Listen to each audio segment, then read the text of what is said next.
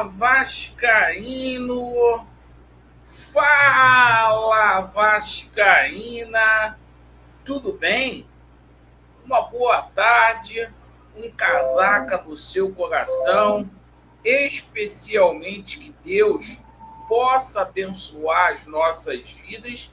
E é o seguinte, mais um vídeo aí para a gente poder dar ênfase aos principais assuntos do noticiário esportivo do Clube de Regatas Vasco da Gama e para a gente expor a nossa respectiva opinião.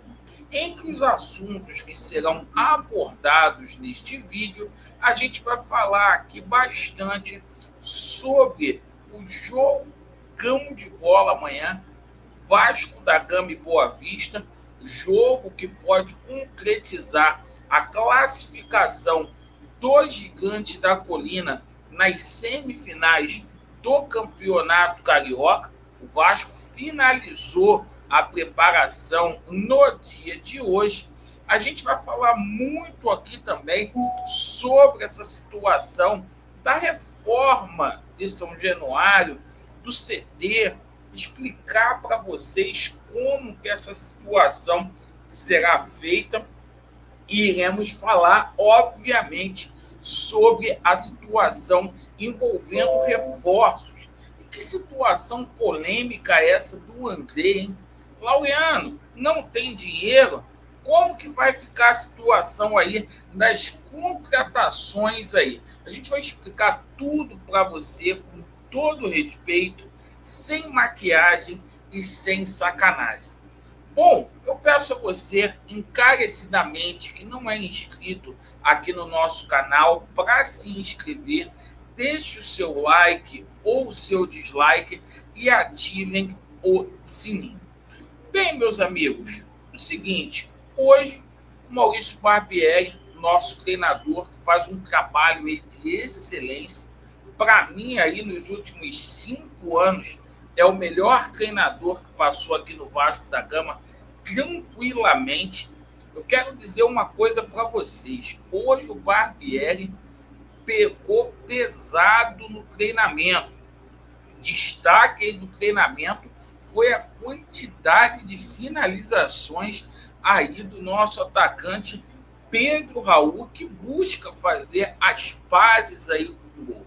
A gente está dando um voto de confiança aí para o Pedro Raul, que as coisas aí irão se acertar naturalmente. Notícia boa é que Piton treinou, Piton que está aí com uma gastroenterite, deverá ir para o jogo, assim como o Ryan, menino que é oriundo das categorias de base do Cruz Maltino, foi relacionado para esta partida. Notícias também muito boas-vindas do departamento médico, tá? Porque o Robson Bambu, Figueiredo e o Marlon Gomes treinaram e terão condições aí de jogar contra a equipe do Flamengo.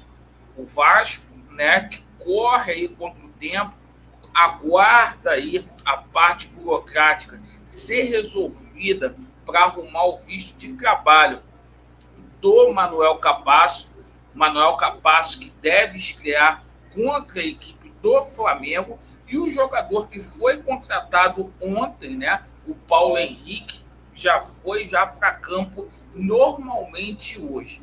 Bem, meus amigos, só que o Paulo Henrique ainda não foi inscrito no boletim da Federação do Estado do Rio de Janeiro, não vai para o jogo. Bem, sobre a situação aí envolvendo aí a reforma de São Januário e a situação aí dos CTs do clube. Bom, o Vasco, se tratando de São Januário, vai ter que arrumar um parceiro aí, através da iniciativa pública, através da Prefeitura do Estado do Rio de Janeiro, aí, assim como o Vasco vai ter que arrumar aí uma iniciativa aí da parte privada.